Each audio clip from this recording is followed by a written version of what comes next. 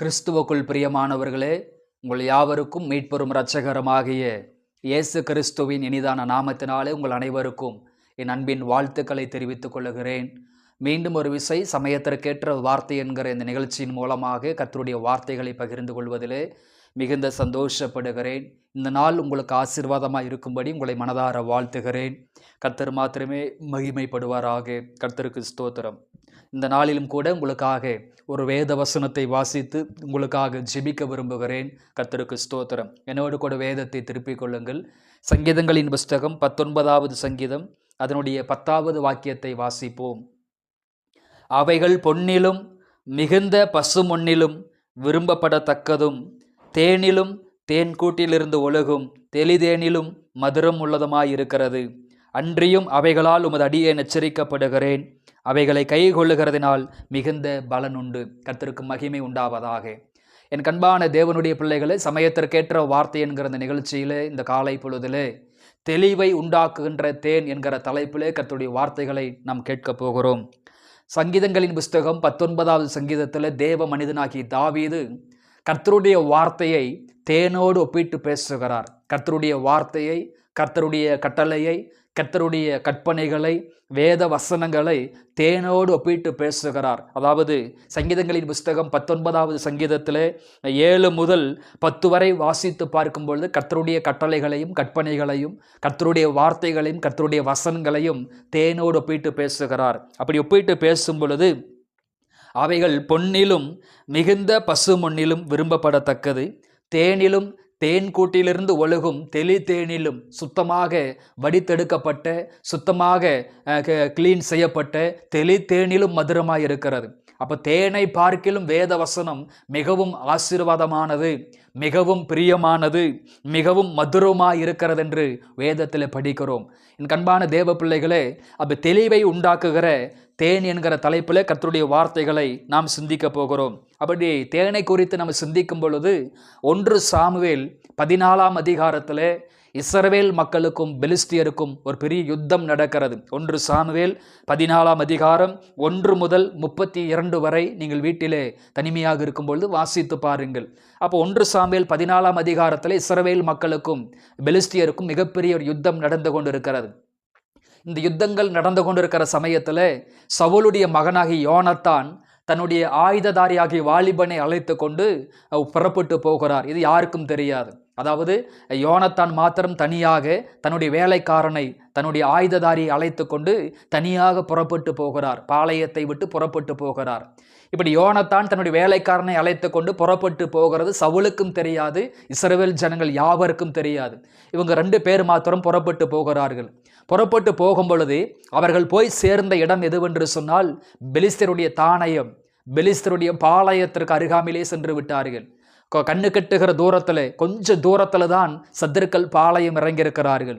எதிரிகள் தங்கியிருக்கிறார்கள். அத்தனை சத்துருக்களும் அத்தனை எதிரிகளும் அங்கே தான் தங்கியிருக்கிறாங்க. அப்பொழுது இவங்க 2 பேரும் சேர்ந்து ஒரு தீர்மானம் எடுக்கிறாங்க.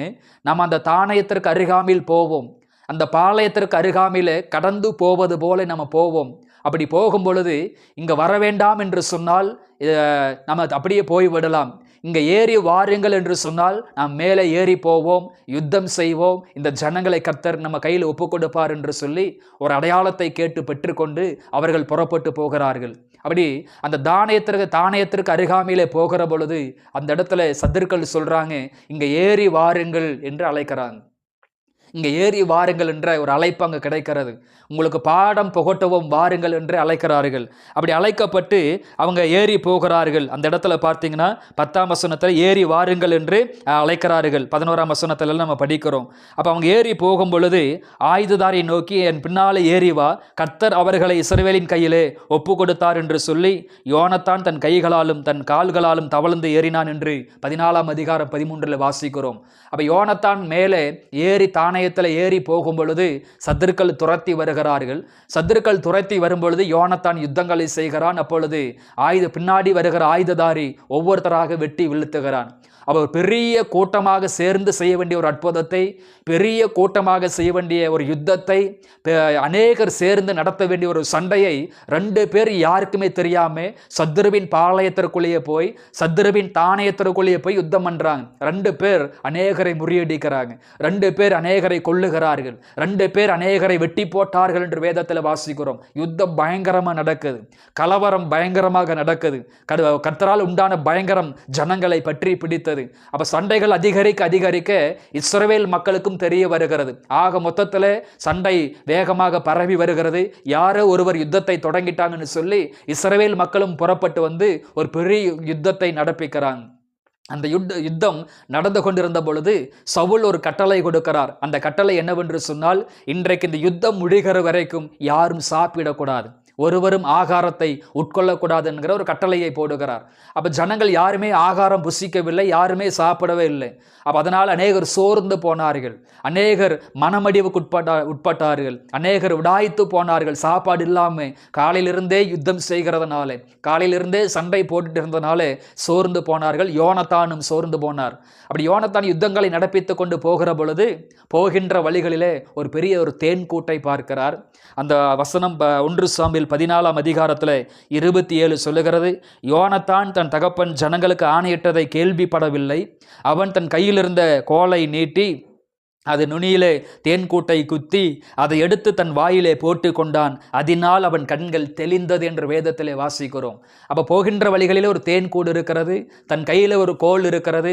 அந்த கோலை எடுத்து அதை அந்த தேனில குத்தி அதை எடுத்து வாயிலே வைத்த பொழுது, அந்த தேனை சாப்பிட்ட பொழுது அவன் கண்கள் தெளிவடைந்தது என்று வேதத்திலே வாசிக்கிறோம். அப்போ காலையிலிருந்தே சாப்பிடாமல் ஆகாரம் புசிக்காமல் அநேகரோடு யுத்தம் செய்ததனாலே அவன் சோர்ந்து போனான், விடாய்த்த ஆத்மாவாய் இருந்தான், களைப்படைந்திருந்தான்.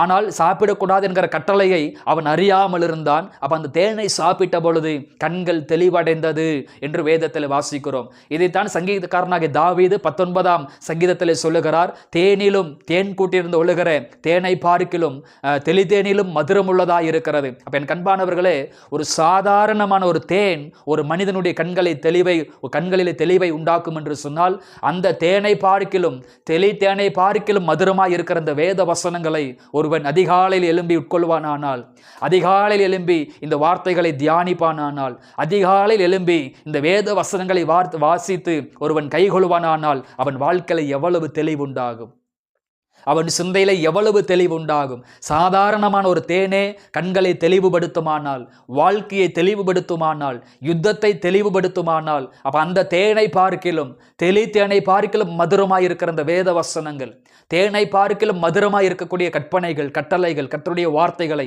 ஒருவன் அதிகாலையில் எழும்பி தியானிக்கிற பொழுது, அதிகாலையில் எழும்பி வாசிக்கிற பொழுது, அந்த வார்த்தைகளின் அடிப்படையிலே தன் வாழ்க்கையை அமைத்துக் கொள்ளுகிற பொழுது, அந்த வேத வசனங்களை உட்கொள்ளுகிற பொழுது அவன் வாழ்க்கை எவ்வளவு தெளிவாக மாறும். என் கண்பான தேவ பிள்ளையே, சிந்தையில் ஒரு தெளிவில்லையோ, கண்களில் ஒரு தெளிவில்லையோ, வாயின் வார்த்தைகளில் ஒரு தெளிவில்லையோ, நடக்கைகளில் ஒரு தெளிவில்லையோ, வாழ்க்கையில் ஒரு தெளிவில்லையோ, ஊழியத்திலே தெளிவில்லையோ, ஜீவிதத்திலே தெளிவில்லையோ, ஒரு தெளிவில்லாமல் நீ ஓடிக்கொண்டிருக்கிறாயோ, தினந்தோ தேவ சமூகத்தில் அமர்ந்து அதிகாலையில் நேரத்தில் எழும்பி தேவ சமூகத்தில் அமர்ந்து இன்று முதல் அந்த கர்த்தருடைய வார்த்தைகளை வாசித்து தியானித்து அதன் பிரகாரம் வாழ உன்னை ஒப்புக் கொடுப்பாய் என்று சொன்னால், இந்த வேத வசனங்கள் உன் வாழ்க்கையில் ஒரு தெளிவை உண்டாக்கும். சகல குழப்பத்திற்கு ஒரு முடிவை உண்டாக்கி குழப்பத்திலையும் ஒரு தெளிவை உண்டாக்கும். அவர் பைபிள் சொல்லுகிறது, அவர் பயத்தின் ஆவியை கொடாமல் பலமும் அன்பும் தெளிந்த புத்தியுமுள்ள ஆவியை கொடுத்திருக்கிறார். அப்ப யோனத்தானை பார்த்து சொல்றாங்க, யாருமே இன்றைக்கு சாப்பிடக்கூடாது என்று சொன்னார்கள், அது உனக்கு தெரியுமா?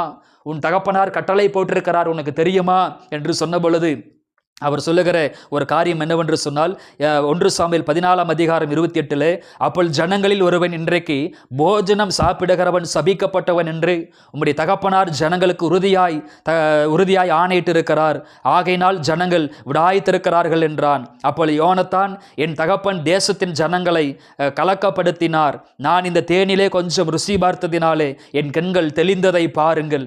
இன்றைய தினம் ஜனங்கள் தங்களுக்கு அகப்பட்ட தங்கள் சத்துருக்களின் கொள்ளையிலே ஏதாயிலும் புசித்திருந்தால் எத்தனை நலமாயிருக்கும், பெலிஸ்தியருக்கும் உண்டான சங்காரம் மிகவும் அதிகமாயிருக்குமே என்றான். அப்போ அவர் சொல்கிற ஒரு காரியம் என்னன்னா, நான் சாப்பிட்டதுனால தான் ஒரு தெளிவு உண்டானது, அதே போல் இந்த ஜனங்களும் சாப்பிட்டு இருப்பார்களானால் ஒரு தெளிவு வந்திருக்கும். இந்த தேனை சாப்பிடாததுனால தான் ஜனங்கள் விடாய்த்து போயிருக்கிறாங்க, சோர்ந்து போயிருக்கிறாங்க, கலக்கம் அடைந்திருக்கிறாங்க, அவங்களால யுத்தம் செய்ய முடியாத ஒரு சூழ்நிலை ஏற்பட்டிருக்கிறது. அப்போ யோனத்தான் சொல்லுகிறார், இவங்க தேனை சாப்பிட்டு இருந்தா, என்னை போல இவங்களும் சாப்பிட்டு இருந்தா ஒரு தெளிவு வந்திருக்கும், ஒரு தைரியம் வந்திருக்கும், ஒரு பலன் வந்திருக்கும். இவங்க சாப்பிடாம போனது ஒரு ஆச்சரியமா இருக்கு என்று சொன்னார். எனக்கு அன்பான தேவ பிள்ளைகளே, ஒரு சாதாரணமான ஒரு தேன் யோனத்தானுடைய வாழ்க்கையில் ஒரு தெளிவை உண்டாக்கும் என்று சொன்னா, அதை பார்க்கல மதுரமாய் இருக்கிற வேத வசனங்களை நாம் வாசிக்கும் பொழுது, தியானிக்கும் பொழுது, அதன் பிரகாரமா வாழுகிற பொழுது, அதன் பிரகாரமா வாழ்க்கை அமைத்துக் கொள்ளுகிற பொழுது நம்முடைய வாழ்க்கையில நிச்சயமா ஒரு தெளிவு உண்டாகும். ஒருவேளை சோர்ந்து போய் இருக்கிறீர்களோ, இந்த வேத வசனங்களை வாசிக்கும்போது உங்கள் சோர்வுகள் மாறும், விடாய்த்த தன்மைகள் மாறும். பைபிள் சொல்லுகிறது, மாம்சம் கொல்லுகிறது, ஆவியோ உயிர்ப்பிக்கிறது. இந்த வேத வசனங்கள் எல்லாம் ஜீவனுள்ளதாக இருக்கிறது, இருபுற கருக்குள்ள பட்டயமாக இருக்கிறது. அன்பான தேவ பிள்ளைகளே, குழப்பத்தோடு இருக்கிறீர்களோ, பல கேள்விகளோடு இருக்கிறீர்களோ, கண்ணீரோடு இருக்கிறீர்களோ, துக்கத்தோடு இருக்கிறீர்களோ, அதிகாலையில் எழும்பி இந்த வேத வசனங்களை வாசிங்க. உங்கள் கேள்விகளுக்கெல்லாம் பதில் கிடைக்கும், குழப்பங்களுக்கெல்லாம் பதில் கிடைக்கும். நார்மலான சாதாரணமான ஒரு தேன் ஒரு மனிதனுடைய கண்களை தெளிவாக்குமானால், அதை பார்க்கல மதுரமாக இருக்கிற இந்த வேத வசனங்கள் உங்கள் வாழ்க்கையவே தெளிவாக்கும், உங்கள் எதிர்காலத்தை தெளிவாக்கும், உங்கள் ஜீவிதத்தை தெளிவாக்கும், உங்களுடைய ஊழியத்தை தெளிவாக்கும், உங்கள் குடும்பத்தை தெளிவாக்கும், உங்கள் சிந்தையை, உங்கள் மனதை, உங்கள் இருதயத்தை தெளிவாக்கும். இந்த தெளிவான வேத வசனங்களை படித்து அதை பிடித்துக் கொள்ளுங்கள். ஆண்டவர் உங்களை ஆசீர்வதிப்பாராக. ஜெபிப்போம். அன்பின் பரலோக பிதாவே, ஆசீர்வாதமான ஆண்டவரே, இந்த காலை பொழுதற்காக உமக்கு நன்றி அப்பா. தேனிலும் தேன் கூட்டிருந்த உலகும் ஆண்டவரே தேனை பார்க்கிலும் ஆண்டவரே மதுரமாயிருக்கிற ஆண்டவரே ஸ்தோத்திரம், வசனங்களுக்காக ஸ்தோத்திரம். ஆண்டவரே மதுரமாயிருக்கிற அந்த வசனங்களுக்காக ஸ்தோத்திரம். அன்றைக்கு கொஞ்சம் தேனெடுத்து தன் வாயில வைத்த பொழுது அப்ப யோனத்தானுடைய கண்கள் தெளிவடைந்தது என்று வேதத்தில் வாசிக்கிறோம். அவனுடைய விடாய்த்த தன்மை மாறினது, அவன் சோர்வு மாறினது, அவன் கலக்கம், அவன் பலகீனம் அவனை விட்டு நீங்கினதுன்னு நாங்கள் வேதத்தில் படிக்கிறோப்பா. ஒரு சாதாரணமான ஒரு தேனை ஒரு மனிதனை தெளிவாக்குமானால் அதை பார்க்கிலும் விலையேறப்பட்டதாக இருக்கிறேன், அதை பார்க்கிலும் மதுரமாக இருக்கிற அந்த வேத வசனத்தை நாங்கள் அதிகாலையில் எழும்பி தியானித்து வாசித்து அதை உட்கொண்டு அதன் பிரகாரமாக நாங்கள் வாழ்கிற பொழுது எங்கள் வாழ்க்கை இன்னும் தெளிவாகும். ஆண்டவரே, வேதத்தை வாசிக்க எங்களுக்கு உதவி செய்யும், வேதத்தை தியானிக்க கர்த்தாவே உதவி செய்யும். ஆண்டவரே, யாரெல்லாம் வேதத்தை படிக்க முடியாமல் கஷ்டப்படுகிறார்களோ அந்த பிள்ளைகளுக்கு வேதத்தை நன்றாக படிக்க கர்த்தர் கிருபை தருவீராக. இந்த பிள்ளைகளை தெளிவுள்ளவங்களா மாத்துங்க ஆண்டவரே. வாழ்க்கையில் ஒரு தெளிவு, குடும்பத்தில் ஒரு தெளிவு, வேலையில் ஒரு தெளிவு, ஊழியத்தில் ஒரு தெளிவு வரட்டும் ஆண்டவரே. சிந்தையில் ஒரு தெளிவு வரட்டும் அப்பா. இருதயத்தில் ஒரு தெளிவு வர நான் மனதார ஜெபிக்கிறேன். இந்த நாளிலிருந்து எல்லா குழப்பங்களுக்கும் கேள்விகளுக்கும் பதில் கொடுக்க நான் மனதார ஜெபிக்கிறேன். எல்லாவற்றையும் பொறுப்படுத்திக் கொள்ளும், பலப்படுத்தும். இயேசுவின் நாமத்தில் பிதாவே, ஆமேன், ஆமேன். கிறிஸ்துவுக்குள் பிரியமானவர்களே, இந்த வார்த்தைகளின் அடிப்படையிலே ஆண்டவர் உங்களை ஆசீர்வதிப்பாராக. God bless you.